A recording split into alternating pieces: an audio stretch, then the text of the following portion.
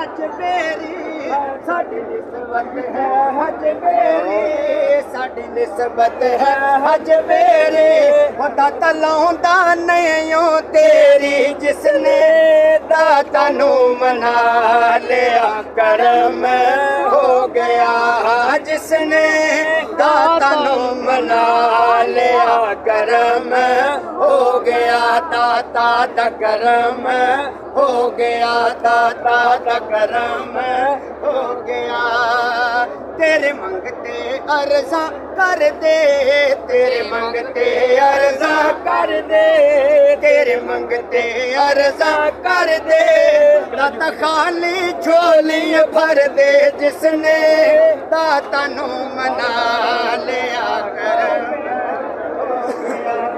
जिसने दाता नू मना लिया करम हो गया दाता दा करम हो गया